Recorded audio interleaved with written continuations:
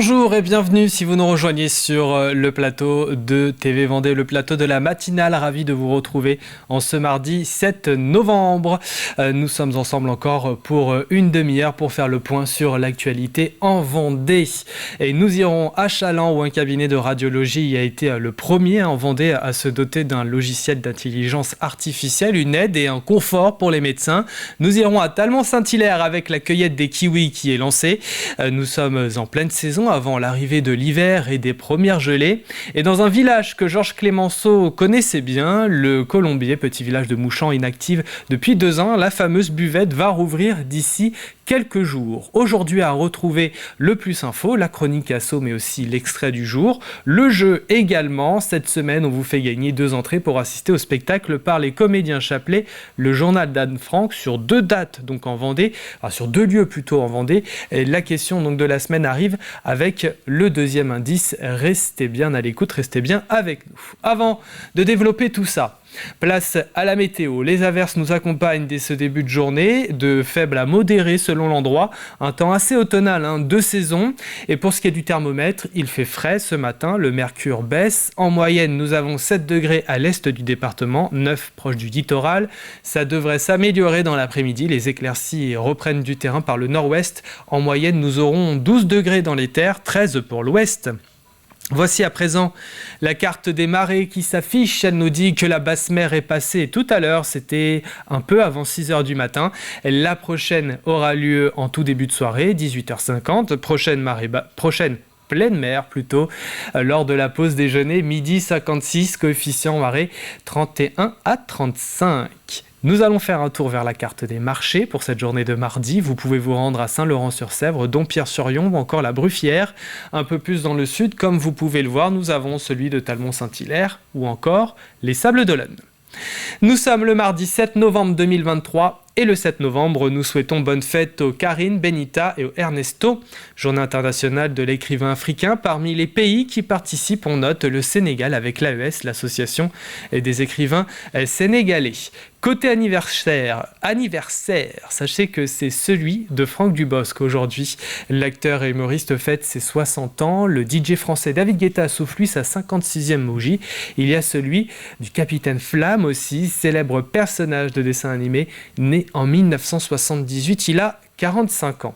Coup d'œil vers le ciel pour vous dire que le soleil se couche à 17h42 ce soir, 1 minute de jour en moins par rapport à hier lundi. Voilà pour les infos pratiques du jour. Voici le journal 100% local de la rédaction.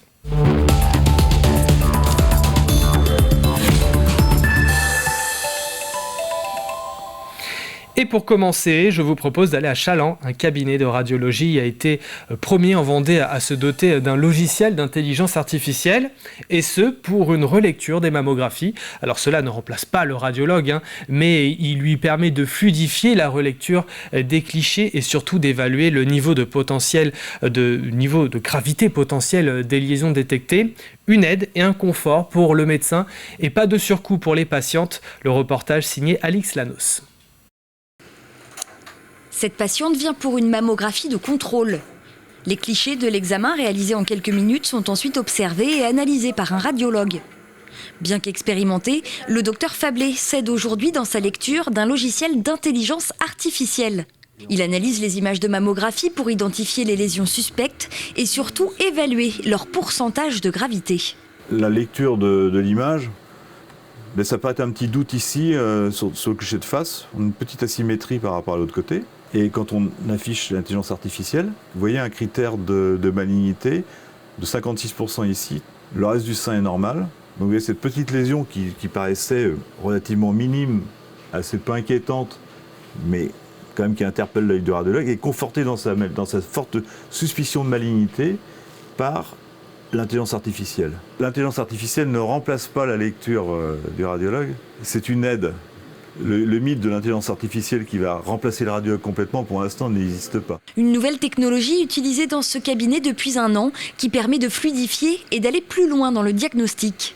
Ça nous permet de retrouver quelquefois plusieurs lésions. Parce qu'on a un peu l'œil qui se focalise sur la lésion qu'on vient de découvrir. On a tendance quelquefois à moins regarder peut-être le reste des lésions. Et on a eu quelques cas où on trouve effectivement une lésion sur la partie interne du sein. Puis en regardant bien, l'intelligence artificielle va retrouver une toute petite lésion dans la région inférieure. Et sur l'IRM, on a pu constater qu'il y avait 2 lésions dans le sein. Alors qu'à juste l'œil humain, peut-être la toute petite... On aurait pu passer à côté. De plus en plus de patientes et de moins en moins de radiologues. L'équation est mauvaise, mais pas question de remplacer l'humain par l'ordinateur. L'intelligence artificielle ne réglera pas, en tout cas pour l'instant, le problème du manque de radiologues dans le département. Le délai moyen pour obtenir un rendez-vous de mammographie en Vendée reste d'environ 8 mois.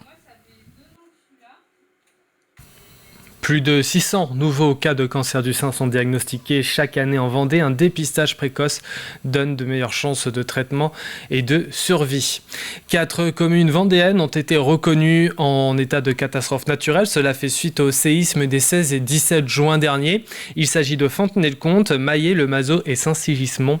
Les personnes concernées disposent d'un délai de 30 jours ouvrés à compter du 1er novembre, date de publication au journal officiel, pour déclarer à leur assureur tout sinistre susceptible d'avoir été causé par ce séisme. D'autres demandes ont été effectuées, mais pour le moment, celles-ci sont toujours en cours d'instruction. Papa, maman, jouons ensemble. C'est le nom d'une conférence proposée par le pays de Fontenay-Vendée. Parce que le jeu est essentiel dans les relations, l'objectif de cette conférence est de sensibiliser et de guider les parents en leur apportant des outils pour construire des liens avec leur enfant. Cette conférence sera animée par le psychosociologue et kiné spécialiste des questions relatives au développement de l'enfant, Jean Epstein. Les professionnels ont découvert évidemment que jouer avec l'enfant était d'une importance majeure. Jouer avec ses parents, passer du temps avec ses parents. Alors c'est jouer avec des jeux bien entendu, mais c'est aussi jouer à l'extérieur, se retrouver et peut-être se dire que la vie n'est pas forcément sur son écran. Loin de cela, et qu'elle peut être aussi avec ses parents. Et je pense que l'enfant, étant avec ses parents, va se sentir aimé, va se sentir compris. Il faut apprendre quand on joue à perdre, on apprend à gagner, on apprend à être sociable, on apprend à avoir du lien avec les autres, de ne pas rester seul. On apprend l'école de la vie, tout simplement. Et le rendez-vous est donné ce mardi à 20h dans l'amphithéâtre du lycée Bel Air de Fontenay-le-Comte. L'entrée est gratuite. A été inauguré par le département hier soir le dernier tronçon 2x2 voies de l'axe Esnay-Chaland. Il représente 3,6 km entre la section Chaland-Saint-Christophe-de-Ligneron et Saint-Christophe-de-Ligneron-Bel Air. Débuté en septembre 2021, ce chantier représente un investissement total de 20 millions d'euros pour le département, avec une participation d'un peu plus d'1 million d'euros de la région Pays de la Loire. Des milliers d'automobilistes empruntent l'axe La Roche-sur-Yon-Chaland chaque jour. Cela va donc permettre d'avoir un trafic plus fluide. Nous en parlerons plus en détail dans le journal de la mi-journée. Le kiwi est un fruit exotique qui pousse non pas qu'en Nouvelle-Zélande, mais aussi en France. Il booste les défenses naturelles. Sa cueillette se fait en ce moment avant les premières gelées d'hiver, au moment de la Toussaint. Cette année, ils sont en quantité et en qualité. Et chez Nathalie à Talmont-Saint-Hilaire, les clients font la cueillette eux-mêmes. Julie Morini. Chez Nathalie, il est temps de ramasser les kiwis. Comme chaque automne, elle invite ses clients à cueillir ce fruit. Donc ils arrivent avec leur contenant et puis on leur propose des seaux, des brouettes et chacun ramasse ce qu'il veut. Je leur montre à peu près à quel endroit il faut aller ramasser. Et ce n'est pas la pluie qui empêchera la récolte. Seau en main, c'est parti. Si vous avez jamais cueilli non, encore jamais, non. Bon, ok. Donc alors on laisse la queue sur l'arbre, hein. Voilà, on tire. Puis vous voyez la taille, voilà. Hein. Au niveau des calibres... Et puis quand le seau est plein, vous savez que ça vous fait à peu près 10 kilos. D'accord. Faut pousser avec le doigt. Ah ouais, moi je sais pas faire. Ouais, autrement, et vous pouvez même poser votre seau et puis vous les prenez à deux mains. Vous avez compris, madame ? On a compris, ouais. Bon, alors je vous laisse faire. Hein. Petit, poilu, à la cuillère ou en morceaux, le kiwi est le fruit de l'hiver. Véritable allié pour renforcer ses défenses immunitaires. Le kiwi, il a 3 fois plus de vitamines que dans une orange ou dans un citron. C'est un antioxydant aussi, donc moi je sais que des fois je fais des allergies au niveau de la peau et c'est vrai si je mange beaucoup de kiwi, je trouve que ça fait du bien et j'en mange le matin, j'ai pas de coup de barre après en fin de matinée. Ramasser soi-même ses réserves pour la saison hivernale, une méthode qui a la cote auprès des consommateurs. Ça leur plaît et puis c'est surtout très très très demandé. Les gens ils sont de plus en plus demandeurs de de voir par eux-mêmes ce qu'ils mangent et que ça soit en circuit court. Plus de 500 actinidia composent le domaine de Nathalie. Un travail de toute l'année qui se conclut par cette récolte où les clients sont de plus en plus nombreux chaque année. C'est l'un des plus grands rassemblements floraux et végétaux d'Europe. Du 17 au 26 mai prochain se tiendront les Floralies internationales au logis de la Chaboterie à Montrévert. C'est la première fois depuis sa création en 1956 que l'exposition horticole quitte Nantes. Jeux de fleurs sera le thème de l'édition 2024. En clin d'œil aux Jeux Olympiques, le conseil départemental a lancé un appel à projets afin de permettre aux acteurs publics et associatifs de fleurir le territoire. L'appel à projet, ce sera une enveloppe de 50 000 euros. 50 000 euros avec une distribution sur 30 projets qui pourraient être récompensés et avec une hauteur maximale d'aide à hauteur de 5 000 euros. C'est de dire que, même si vous ne répondez pas à l'appel à projet, mais que vous vous inscrivez malgré tout dans cette thématique de l'embellissement de votre commune aux couleurs des Floralies, vous recevrez la mascotte qui identifie en fait la commune comme étant partenaire de cette opération et de cette manifestation exceptionnelle. Les candidats ont jusqu'au 17 novembre prochain pour soumettre leurs propositions. Les Floralies internationales se déroulent tous les 5 ans. Le Colombier, petit village de Mouchamps, à 4 km du bourg. C'est le lieu historique de la famille Clémenceau. Georges Clémenceau y est d'ailleurs enterré aux côtés de son père dans le Petit Bois. Lui n'a jamais vraiment vécu là, c'était ses parents, mais il venait souvent chasser ou passer du temps. Afin de faire vivre cet endroit pour les visiteurs venus se recueillir, une buvette avait été créée en 1930. Celle-ci avait été créée il y a quelques mois après sa mort. Inactive depuis 2 ans, la mairie souhaite faire revivre ce lieu comme à l'époque. Buvette qui sera ouverte le 24 novembre en présence du préfet. Sujet de Colline Davy. Au milieu de ce hameau où vivait la famille Clémenceau, il est un lieu mythique, la buvette. Créée en 1930, elle est fermée depuis bientôt 2 ans en raison de la mort de la dernière propriétaire occupante. Elle s'apprête aujourd'hui à rouvrir ses portes afin de faire perdurer l'histoire et la mémoire de Georges Clémenceau. La famille qui avait racheté la ferme, les anciens métayers, donc la famille Joselon, fait le choix d'ouvrir une buvette parce qu'il y a déjà une affluence de personnes qui viennent se recueillir sur la tombe de Clémenceau. Des personnalités, des anonymes, énormément de poilus et de familles de poilus qui vouent un certain culte à Clémenceau. Et c'était notre devoir à nous, commune de Mouchamps, de pouvoir avoir un lieu qui puisse recevoir les personnalités comme les anonymes et pouvoir continuer à expliquer l'histoire de Clémenceau et cet attachement à la Vendée et particulièrement à Mouchamps au Colombier. Il suffit de pousser la porte pour découvrir 1000 souvenirs de cette figure française que l'ancienne propriétaire se plaisait tant à entretenir. Dans ce petit café à taille humaine, le livre d'or sera installé, un moyen d'enrichir la venue des visiteurs pour qu'ils puissent garder un souvenir plus important qu'un simple moment de recueillement. Alors par exemple ici on a une photo originale, c'est de Georges Clémenceau avec son fils sur le front. Cela fait partie des documents importants qui vont être conservés ici. Notre idée est vraiment de conserver le lieu tel qu'il était, avec le mobilier, garder vraiment les éléments pour conserver l'âme de ce lieu. Et quoi de mieux pour garder cette âme que de le confier à la jeunesse mouchampaise ? Ces 3 jeunes participent au chantier Argent de Poche afin de redonner vie à cet endroit. On stack à la peinture donc des murs et du plafond. Le fait que ça soit une histoire vraiment de là où je viens, de là où j'ai grandi, d'une histoire purement mouchampaise, je trouve que vraiment c'est vraiment sympa je trouve de rénover un endroit comme ça. Quelques coups de pinceau sont encore nécessaires, mais la réouverture est déjà programmée.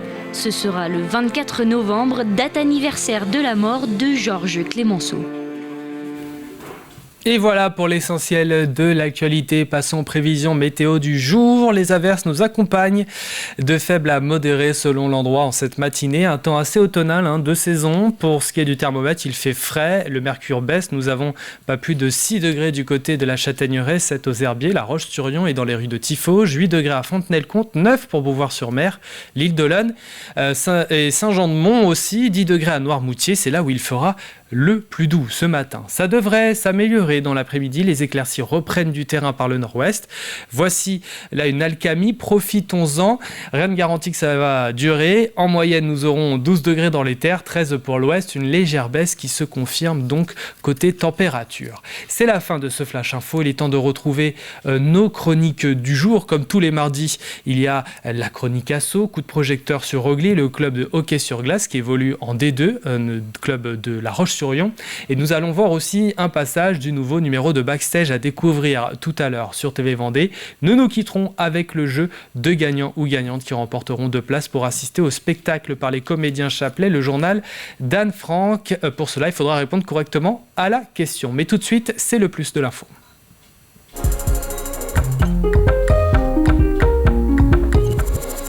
Et la ville des Herbiers qui a signé une convention Petite Ville de demain avec 3 priorités pour le maire, la santé, le logement et la vitalité du cœur de ville.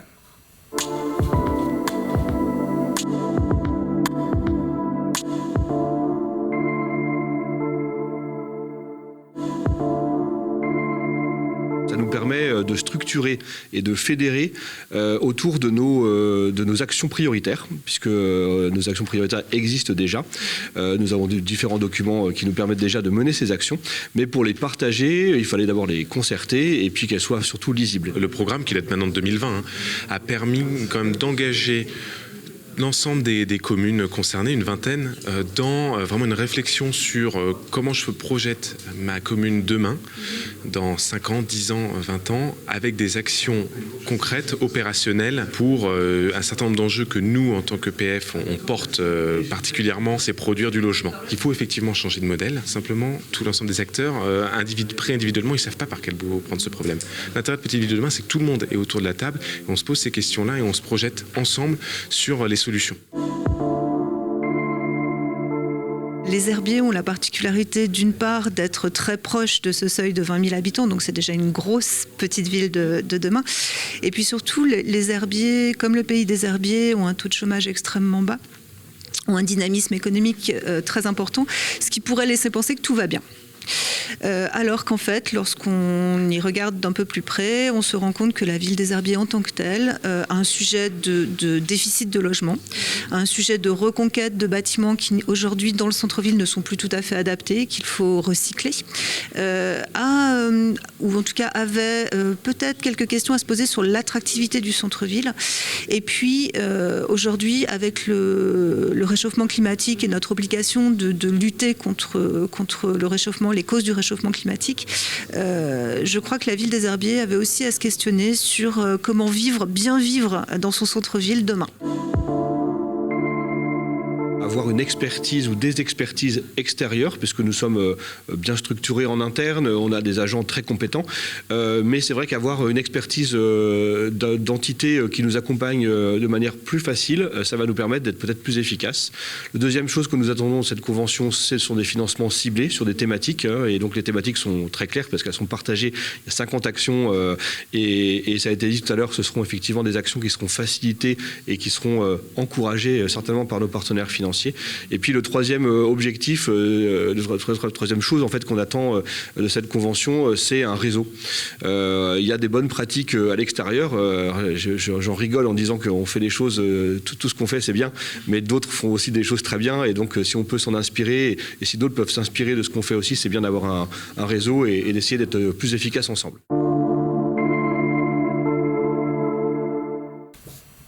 Et voilà pour les défis à mener, notamment sur le réaménagement urbain pour les Herbiers et son centre-ville. Comme tous les mardis, il y a la chronique Asso. Eh bien, c'est le moment de la retrouver.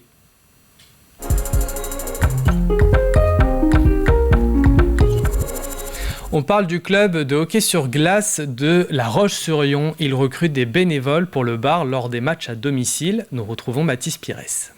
Bonjour à toutes et à tous, il fait très froid là où je me trouve car je suis à la patinoire de La Roche-sur-Yon avec le club de hockey sur glace. C'est bien le seul de Vendée et je suis actuellement avec Elisabeth. Bonjour Elisabeth, est-ce que vous pouvez présenter votre club s'il vous plaît? Oui, donc du coup on est donc le club de hockey sur glace, donc le seul de Vendée puisqu'il n'y a qu'une seule patinoire en général dans un département. Donc aujourd'hui on est 280 licenciés, en tout cas en fin de saison dernière, donc qui s'est terminée en mai. Donc voilà, on est un club, on est un bureau, on va dire qu'on a repris en avril 2019.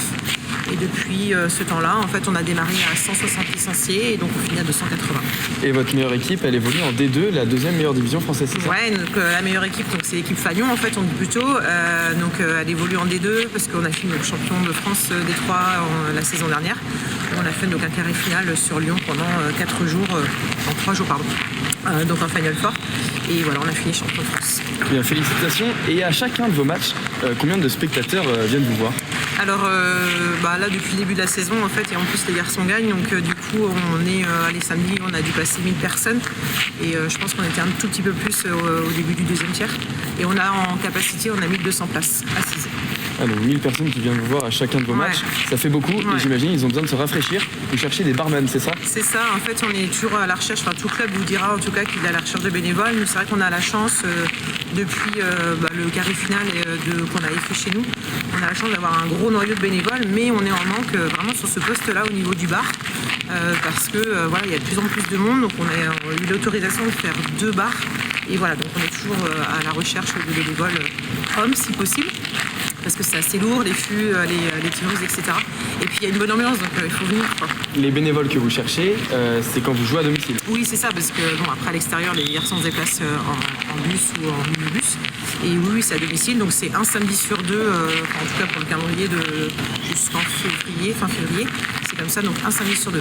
Eh bien, vous l'avez entendu, si jamais vous voulez maintenant aider le bar de l'équipe de hockey sur glace de La Roche-sur-Yon, je vous mets un lien juste en bas de votre écran pour pouvoir vous renseigner. La chronique asso c'est terminée, on se dit à la semaine prochaine et moi en attendant je vais retourner au show. Au revoir Elisabeth. Au revoir. Vous l'avez entendu, ce club de hockey sur glace lyonnais est en 2e division française. Pas mal quand même. Avant de passer au jeu de la semaine et de découvrir le 2e indice, place à l'extrait du jour.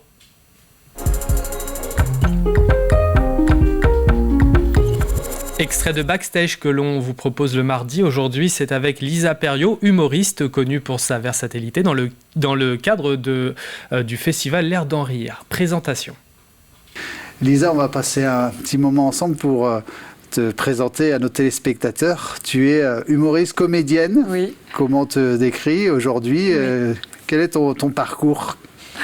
J'ai grandi à Saint-Étienne. N'est-ce pas? Comme tu le sais dans le Forez, on dit? Oui, la plaine du Forez, on dit Forez, on dit pas le Z, non. D'accord. Voilà, donc Saint-Étienne, je suis partie de Saint-Étienne à 18 ans pour aller à Paris faire la classe libre. D'accord. Des cours Florent. C'était il n'y a pas longtemps, 18 ans. Et après, c'était hier, et plus 13 ans. Et voilà, j'ai fait des concours. En fait, je viens du théâtre... Parcours dans le théâtre. Ouais, j'ai fait la classe libre, c'est un concours, et après j'ai fait c'est un concours, en gros, si tu réussis ce concours, Florent, c'est gratuit pendant 2 ans. Ah. Donc j'ai pas eu à payer les cours Florent, et j'avais plein de metteurs en scène en plus, des beaux spectacles à faire, et après j'ai fait le Conservatoire national supérieur d'art dramatique. À Paris. Intitulé Assez long. Oui, monsieur. Et donc, qu'est-ce qu'on y travaille dans ces grands cours? On apprend à jouer, on fait de la danse, on fait du masque, on fait des mimes, on chante. Et cet univers-là, ce que tu as appris, tu l'as pratiqué après non, pas du tout. Non, si, bien sûr que si. 3 ans de gâchés comme ça. Non, après j'ai travaillé... T'as dit quoi? Tu es parti dans la forge. Dans la forge, ouais. Non, après j'ai la chance de tout de suite... j'ai eu accès comment dire, j'ai pu travailler avec des grands metteurs en scène tout de suite. D'accord, dis-nous, quels sont les grands projets que tu as fait? J'ai travaillé fais-nous rêver. Au Théâtre de la Colline à Paris avec Wajdi Mouawad, qui après est devenu directeur du Théâtre de la Colline. Donc j'ai joué pas mal de temps là-bas. Et après j'avais d'autres spectacles où je jouais aussi dans des spectacles d'impro, puis je suis partie en tournée un peu partout en France. Puis après il y a eu une pandémie.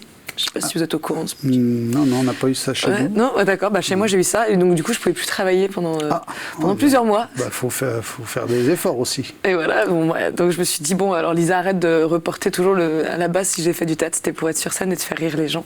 J'étais t'as pas d'autre choix que d'y mettre vraiment. Et ce nouveau numéro de Backstage est à retrouver juste après la matinale de TV Vendée. Avant de nous quitter, passons au jeu. Et cette semaine, 2 d'entre vous donc gagneront vos places pour assister au spectacle par les comédiens Chapelet, le journal d'Anne Frank, histoire connue universellement et très étudiée en cours de français. Mais pour les avoir, ces places, il faut répondre à cette question. La voici. En quelle année l'hélicoptère militaire, le Sikorsky, qui était en cours de restauration la semaine dernière à Saint-Michel-en-Lerme, a-t-il été mis en service? 5 indices, comme toutes les semaines. Voici le deuxième. Astérix et Obélix sont nés cette année-là. On cherche bien là une année, je le reprécise. Vous avez les images pour vous aider. Également, pour jouer, c'est sur notre site internet tvvendée.fr. Bonne chance à toutes et à tous. L'info revient à 12h30 avec Diane Delangle sur TV Vendée. Passez une excellente journée.